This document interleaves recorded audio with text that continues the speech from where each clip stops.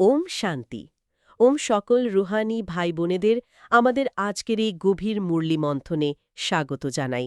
আমরা সবাই যদি একবার মন থেকে একটা দৃশ্য কল্পনা করার চেষ্টা করি, ধরুন পৃথিবীর সবচেয়ে সমৃদ্ধশালী একজন রাজা আছেন, আচ্ছা বেশ। যার রাজকোষ মানে একেবারে অভাবনীয় ধনসম্পদ, রাশি রাশি হিরে জহরাত দিয়ে পরিপূর্ণ। তিনি তার বিশাল এক রাজধানীর অধিপতি, যেখানে তার আদেশেই সবকিছু পরিচালিত হয়। কিন্তু হঠাৎ করে কিছু একটা হলো, তাই তো? একদম হঠাৎ কোনো এক অদ্ভুত কারণে তিনি তার সম্পূর্ণ স্মৃতি হারিয়ে ফেলেন। তিনি একেবারে ভুলেই যান যে তিনি আসলে একজন পরাক্রমশালী রাজা। আর আশ্চর্যের বিষয় হল, নিজেরই সেই রাজধানীর রাজপথে তিনি একজন ভিখারি হয়ে পথে পথে ঘুরতে থাকেন। বা খুব গভীর একটা রূপক এটা। হ্যাঁ, মানে মানুষের কাছে সামান্য কিছু পাওয়ার আশায় হাত পাততে থাকেন। দৃশ্যটা শুনতে যতটা অদ্ভুত, ততটাই কিন্তু যন্ত্রণাদায়ক, তাই না? আজকের এই আত্মিক যাত্রা শুরু করার আগে যে রাজার গল্পটা বললাম, সেটা কিন্তু কোনো রূপকথার গল্প নয়। হুম, এটা কোনো কাল্পনিক রাজার গল্প নয়, এটা আসলে আমাদেরই গল্প। মানে আমাদের আত্মার গল্প। ঠিক ধরেছেন, এটা আত্মাদের গল্প। আমরা আত্মারা যারা একসময় রুহানি সম্পদে, ঐশ্বরিক জ্ঞানে আর পবিত্রতায় একেবারে পরিপূর্ণ ছিলাম, মানে সেই হিরেতুল্য অবস্থা থেকে আজ সম্পূর্ণ করিতুল্য বা মূল্যহীন হয়ে পড়েছি। এই স্মৃতি বিস্তৃত হওয়ার কারণেই কিন্তু আমাদের আজ এই ভিখারি দশা। হ্যাঁ, এই ভিখারি দশার কারণটা সত্যিই খুব চিন্তার। আর আজকের মানে ১ মে ২০২৬-এর মুরলির মূল লক্ষ্যই হল আমাদের সেই হারানো স্মৃতি ফিরিয়ে আনা। পরমপিতার স্মরণের মাধ্যমে কিভাবে আত্মাকে পুনরায় ধনবান করে তোলা যায়, সেটা নিয়েই আজ আমরা গভীরভাবে আলোচনা করব। একদম। আচ্ছা, বিষয়টা একটু খতিয়ে দেখা যাক। মুরলিতে অত্যন্ত চমৎকার একটা বিষয়ের উল্লেখ করা হয়েছে, সেটা হলো সিঁড়ির চিত্র। হ্যাঁ, সিঁড়ির চিত্র খুব গুরুত্বপূর্ণ একটা ধারণা। বলা হয়েছে আমরা ধাপে ধাপে নিচে নেমেছি, আর সেখানে দুটো বিপরীতমুখী ড্যান্স বা নৃত্যের কথা বলা হয়েছে। একটা হলো আধাকল্প জ্ঞানের ড্যান্স, আর অন্যটা আধাকল্প ভক্তির ড্যান্স। তো এই দুটো ড্যান্সের আসল রহস্যটা ঠিক কি? কিভাবে একটা ড্যান্স আমাদের উপরে রাখে আর অন্যটা নিচে নামায়? হুম, এখানে সবচেয়ে চমকপ্রদ বিষয়টা হলো বাবা ড্যান্স বা নৃত্য শব্দটির ব্যবহার করেছেন। ড্যান্স মানে কি? যখন কেউ কোনো বিশেষ আনন্দে, সুখে বা কোনো এক নেশায় সম্পূর্ণ মগ্ন হয়ে যায়, তখনই তো সে নাচে, তাই না? হ্যাঁ, ঠিক তাই। ভেতর থেকে আনন্দ এলে মানুষ নাচে। একদম। সত্যযুগ ও ত্রেতাযুগে আত্মারা সম্পূর্ণ পবিত্র থাকে। সেখানে তাদের ভেতরে ঐশ্বরিক জ্ঞান আর সুখের এমন এক পরিপূর্ণতা থাকে যে জীবনটাই তখন একটা প্রাকৃতিক উৎসব। মানে তাদের বাইরে থেকে কিছু চাওয়ার থাকে না, কাউকে ডাকার বা খোঁজার কোনো প্রয়োজনই হয় না। বুঝতে পারছি। এই যে ভেতরের পরিপূর্ণতা থেকে আসা একটা স্বতঃস্ফূর্ত আনন্দ, এটাই হলো জ্ঞানের ড্যান্স। এই অবস্থায় আত্মা থাকে আত্ম-অভিমানে, অর্থাৎ সে জানে সে কে। দাঁড়ান একটু থামুন। এই জায়গাটা আমার কাছে ঠিক পরিষ্কার নয়। মানে জ্ঞানের ডান্সটা বুঝতে পারলাম, কিন্তু তাহলে ভক্তির ডান্স কিভাবে শুরু হয়? ভক্তি তো আমরা খুব শুদ্ধ মন নিয়েই করি। ঠিক। ঈশ্বরকে ডাকা, তার কাছে প্রার্থনা করা, এতে তো মন শুদ্ধ হয়। তাহলে ভক্তি আমাদের নিচে নামিয়ে আনে বা অবরোহণ কলার দিকে নিয়ে যায়, এটা কেমন কথা হলো? এটা কিন্তু একটা অত্যন্ত গুরুত্বপূর্ণ প্রশ্ন। আর এই জায়গাটাতেই লুকিয়ে আছে সবচেয়ে সূক্ষ্ম মনস্তত্ত্ব। দেখুন, ভক্তি করাটা খারাপ কিছু নয়, কিন্তু ভক্তি শুরু হওয়ার পেছনের কারণটা বুঝতে হবে আমাদের। আচ্ছা, কারণটা কি? দাপর যুগ থেকে যখন আত্মা ধীরে ধীরে দেহ অভিমানে আসতে শুরু করে, তখন সে নিজেকে একটা শরীর ভাবতে শেখে। এবার বিষয়টাকে একটু আধুনিক দৃষ্টিভঙ্গিতে ভাবা যাক। ধরুন একটা স্মার্টফোন। হ্যাঁ, স্মার্টফোন। তাতে যদি ব্যাকগ্রাউন্ডে অনেকগুলো ভারী অ্যাপ্লিকেশন চলতে থাকে, তাহলে কি হয়? ব্যাটারি খুব দ্রুত শেষ হয়ে যায়, চার্জ থাকে না। ঠিক একইভাবে যখন আত্মা নিজেকে শরীর ভাবে, তখন সে কামনা বাসনা আর ভৌতিক জগতের হাজারো চিন্তার অ্যাপ্লিকেশন নিজের ভেতরে চালাতে শুরু করে। এতে আত্মার নিজস্ব শক্তি বা ব্যাটারি ডিসচার্জ হতে শুরু করে। ও, বুঝতে পারছি। মানে আত্মার নিজস্ব যে সাইলেন্স বা শান্তি ছিল, সেটা নষ্ট হয়ে যায়। একদম তাই। আর ভেতরের এই শূন্যতা, এই যে একটা নিরাপত্তাহীনতা যখন তৈরি হয়, তখন আত্মা বাইরে ভরসা খুঁজতে শুরু করে। সে বাইরের জগতে, পাথরের মূর্তিতে, তীর্থে ভগবানকে খুঁজতে শুরু করে। হ্যাঁ, আমরা তো এইভাবেই খুঁজি। এক মন্দির থেকে অন্য মন্দির, এক তীর্থ থেকে অন্য তীর্থ, এই যে বাইরে খোঁজার নিরন্তর ছুটে চলা, এটাকেই বলা হয়েছে ভক্তির ডান্স। এটা আত্মাকে নিচের দিকে নামিয়ে নিয়ে যায়, কারণ আমরা নিজেদের ভেতরের আসল শক্তিকে ভুলে বাইরের দিকে তাকিয়ে থাকি। মানে আমরা ভিখারি হয়ে যাই, বাইরে থেকে শান্তি চাইতে শুরু করি। ঠিক তাই। এই অবরোহণ কলা বা পতনের কথা বলতে গিয়েই মুরলিতে একটা খুব জোরালো প্রশ্ন তুলে ধরা হয়েছে। মানে আমরা তো অর্ধেক কল্প ধরে ভগবানের পুজো করেছি, তার মহিমা গেয়েছি, তাকে ভালোবেসেছি। হ্যাঁ, তা তো করেছি। তাহলে আমরা পরমপিতার গ্লানি বা নিন্দা কিভাবে করলাম? মানে গ্লানি তো সাধারণত বলা হয় যখন কেউ মুখে কারো সম্পর্কে খারাপ কথা বলে বা গালাগালি দেয়। আমরা তো ভগবানকে কখনো গালি দিইনি। একদম সঠিক পর্যবেক্ষণ। গ্লানি বলতে আমরা সাধারণত মৌখিক নিন্দাকেই বুঝি, কিন্তু যদি আমরা বিষয়টিকে একটু বৃহত্তর প্রেক্ষাপটে দেখি, তাহলে গ্লানির আসল অর্থ স্পষ্ট হবে। আচ্ছা, সেটা কিভাবে? এটাকে একটা লৌকিক উদাহরণের সাহায্যে খুব সহজে বোঝা যেতে পারে। ধরুন, সমাজে একজন অত্যন্ত মহান, চরিত্রবান এবং সম্মানিত পিতা আছেন। এখন তার সন্তান যদি খারাপ সঙ্গতে পড়ে চুরি, ডাকাতি বা কোনো অপরাধমূলক কাজ করতে শুরু করে, তখন সমাজ কি বলে? সমাজ তো এটাই বলবে যে ওই পিতার সন্তান হয়ে এমন কাজ করছে। ঠিক। সমাজ কিন্তু সরাসরি সেই পিতার মুখে গালি দেয় না, বরং বলে, এত মহান পিতার সন্তান হয়ে এমন কাজ করছে। পিতার সম্মান একেবারে মাটিতে মিশিয়ে দিল। বাহ, অসাধারণ একটা উপমা।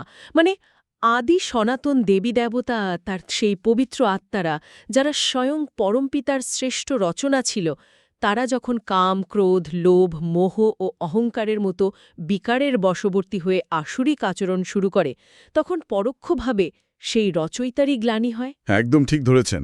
মুরালিতে তো বিষয়টিকে বিশ্ব নাটকের একজন অভিনেতার সাথেও তুলনা করা হয়েছে। হ্যাঁ, ঠিক। যেমন কোনো নাটকের মঞ্চে একজন অত্যন্ত দক্ষ অভিনেতা খলনায়কের চরিত্রে অভিনয় করতে করতে সেই চরিত্রটিতে এতটাই ডুবে যায় যে বাস্তব জীবনেও সে খলনায়কের মতোই আচরণ শুরু করে। মানে সে ভুলেই যায় যে সে আসলে একজন ভালো মানুষ, শুধু অভিনয় করছিল। ঠিক তাই। আমরা আত্মারাও এই বিশ্ব নাটকে আমাদের আদি এবং অনাদি যে শান্ত পবিত্র স্বরূপ ছিল তা ভুলে গিয়ে রাবণের বা বিকারের মতানুসারে চলতে শুরু করেছি। আর এভাবেই আমরা আমাদের শ্রেষ্ঠ পিতার গ্লানি করেছি, যার ফলে ভারত আজ এমন করিতুল্য হয়ে গেছে। বুঝতে পারলাম। আর এই বিকারের ফলে আত্মার যে আবরণ তৈরি হয়, সেটাকে বোঝাতে মুরলিতে পুরনো বস্ত্রের একটা খুব সুন্দর উপমা দেওয়া হয়েছে।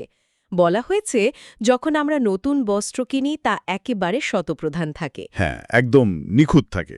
কিন্তু রোজকার ব্যবহারে রোদ, ধুলোয় তা ধীরে ধীরে রজপ্রধান এবং শেষে তমপ্রধান হয়ে যায়। একটা সময়ে তা এতটাই জড়জড়ীভূত হয়ে যায় যে সামান্য টান লাগলেই ছিঁড়ে যায়। এখন প্রশ্ন হল, আত্মার এই জড়জড়ীভূত অবস্থা তৈরি হয় কিভাবে, আর একে মুক্তই বা করা যায় কিভাবে? এখানে আত্মায় জমে থাকা খাদ বা জংয়ের বৈজ্ঞানিক রূপকটি খুব গভীরভাবে বুঝতে হবে। খাদ কিন্তু কোনো সাধারণ ধুলো ময়লা নয় যে একটু সাবান জল দিয়ে ধুয়ে ফেললাম আর পরিষ্কার হয়ে গেল। হ্যাঁ, আত্মার ময়লা তো আর সাবান দিয়ে ধোয়া যাবে না। একদমই না। এই খাদ হল জন্মজন্মান্তরের নিম্ন কম্পাঙ্কের বা লো ফ্রিকোয়েন্সির নেতিবাচক সংস্কার। রাগ, ঘৃণা, ভয়, এগুলো সব খুব নিচু স্তরের এনার্জি বা শক্তি। যখন আত্মা ক্রমাগত এগুলো চর্চা করে, তখন তার ওপর এই খাদের স্তর জমতে থাকে। আর তীর্থযাত্রা দিয়ে নিশ্চয় এরা পরিষ্কার হয় না? না, একেবারেই না। তীর্থযাত্রা বা শারীরিক কোনো কসরত দিয়ে এই সূক্ষ্ম খাদ পরিষ্কার করা সম্ভব নয়, কারণ স্থূল জিনিস দিয়ে সূক্ষ্ম আত্মাকে পরিষ্কার করা যায় না। পরমাত্মা হলেন এই ব্রহ্মাণ্ডের সর্বোচ্চ শক্তির উৎস। যখন আমরা তাকে একাগ্র চিত্তে স্মরণ করি, তখন আমাদের আত্মার সাথে সেই পরম শক্তির একটা সংযোগ তৈরি হয়। অর্থাৎ অনেকটা যেন একটা সম্পূর্ণ ডিসচার্জ হয়ে যাওয়া জং ধরা ব্যাটারিকে একটা হাই ভোল্টেজ চার্জারের সাথে যুক্ত করে দেওয়ার মতো। বাহ, একদম তাই। যখন সেই সর্বোচ্চ পবিত্র শক্তি বা হাই ফ্রিকোয়েন্সির এনার্জি আত্মার মধ্যে প্রবাহিত হয়, তখন আত্মায় জমে থাকা পুরনো নিম্ন কম্পাঙ্কের সংস্কার এবং সেই নতুন শক্তির মধ্যে একটা সূক্ষ্ম আধ্যাত্মিক ঘর্ষণ তৈরি হয়। ঘর্ষণ? হ্যাঁ, এই ঘর্ষণটিকেই বলা হয় যোগাগ্নি বা যোগের আগুন। ফিজিক্সে যেমন রেজোন্যান্স বা ঘর্ষণের ফলে তাপ উৎপন্ন হয়, ঠিক তেমনি এই যোগাগ্নি আত্মার উপর জমে থাকা সমস্ত খাদকে ভস্ম করে দেয়। এটাই আত্মাকে পুনরায় নতুনের মতো শতপ্রধান করে তোলে। এখানেই বিষয়টা সবচেয়ে আকর্ষণীয় হয়ে ওঠে। মানে মুরলিতে বলা হচ্ছে আত্মাও একটা সূক্ষ্ম জ্যোতির্বিন্দু বা স্টার, যা আমাদের ভ্রুকুটির মাঝে অবস্থান করে। ঠিক। আর পরমাত্মাও হলেন ঠিক তেমনই একটা সূক্ষ্ম জ্যোতির্বিন্দু বা স্টার। দুজনের আকার সম্পূর্ণ এক। যদি আকার এবং গঠন একই হয়, তবে আমাদের এই পতন হলো কেন? আত্মায় এই খাদ কেন জমল, আর পরম পিতার উপর কেন জমল না? এর উত্তর লুকিয়ে আছে আমাদের পাঠ বা ভূমিকার মধ্যে। আকার এক হলেও আত্মা এবং পরমাত্মার ভূমিকা সম্পূর্ণ আলাদা। আচ্ছা আত্মারা হলো এই বিশাল বিশ্বনাটকের অভিনেতা। আচ্ছা। তারা পরমধাম থেকে নিচে আসে, জন্ম-মৃত্যুর চক্রে প্রবেশ করে, শরীর ধারণ করে এবং প্রকৃতির অধীন হয়ে পড়ে। বারবার শরীর বদলাতে বদলাতে এই শরীরকে নিজের বলে ভাবতে ভাবতেই তাদের মধ্যে দেহ অভিমান জন্ম নেয়। আর পরমাত্মা? পরমাত্মা এই জন্ম-মৃত্যুর চক্র থেকে সম্পূর্ণ মুক্ত। তিনি কখনোই কোনো মাতার গর্ভ থেকে জন্ম নেন না, তিনি প্রকৃতির বশে আসেন না। তার মানে তিনি কখনোই খেলোয়াড় হয়ে মাঠে নামেন না, তিনি সবসময় পর্যবেক্ষক বা কোচের ভূমিকায় থাকেন। নিখুঁত বলেছেন। তিনি প্রকৃতির নিয়মের ঊর্ধ্বে থাকেন, তাই তার পবিত্রতা সর্বদা অটল থাকে। তিনি দেহ অভিমানে আসেন না বলেই তার ওপর কখনো কোনো খাদ বা জং জমে না। তিনি সর্বদা শতপ্রধান থাকেন। এই প্রসঙ্গের সাথেই আরেকটা খুব সাধারণ কিন্তু গভীর ভুল ধারণার কথা মনে পড়ে যায়। মানুষ তো কথায় কথায় বলে সবই ভগবানের ইচ্ছা, ভগবানই সুখ দেন, আবার ভগবানই দুঃখ দেন। হ্যাঁ, এটা খুব শোনা যায়। এমনকি অনেক ধার্মিক মানুষ এও মনে করেন যে ভগবানই আমাদের নিচে ফেলে দিয়েছেন আমাদের পরীক্ষা নেওয়ার জন্য। এটা একটা অত্যন্ত প্রচলিত ধারণা। কিন্তু মাতেশ্বরী বা মাম্মা তার মহাবাক্যে এই অজ্ঞানতার ওপর খুব সুন্দরভাবে আলোকপাত করেছেন। মাম্মা স্পষ্টভাবে বলেছেন যে এটা চরম অজ্ঞানতা, যে ভগবান কাউকে সুখ বা দুঃখ দেন বা তিনি কাউকে নিচে ফেলেন। সত্যিই তো, ভগবান কেন নিচে ফেলবেন? একদম। যদি আমরা একটু যুক্তি দিয়ে ভাবি যে পিতা অনন্ত সুখের সাগর, তিনি তার সন্তানদের দুঃখ দেবেন কেন? ভগবান কেবল সুখের সাগর। তিনি কখনো কারো অমঙ্গল করতে পারেন না। আমাদের এই পতনের কারণ ভগবান নন। তাহলে কে? আমাদের পতনের আসল কারণ হল আমাদের নিজেদেরই দেহ অভিমান এবং কর্মের অকাট্য নিয়ম বা ল অফ কর্মা। তার মানে আমরা যেমন বীজ বপন করব, ঠিক তেমনই ফল পাব। মায়া বা আমাদের নিজেদের ভেতরের বিকারগুলোই আমাদের নিচে নামায়। ঠিক তাই। আমরা নিজেদের দোষ ভগবানের ঘাড়ে চাপিয়ে দিয়ে দায়মুক্ত হতে চাই, আর পরমাত্মা তার জ্ঞান আর শক্তির মাধ্যমে সর্বদা আমাদের সেই পতনের গহ্বর থেকে উপরে তোলার চেষ্টা করেন। একেবারে।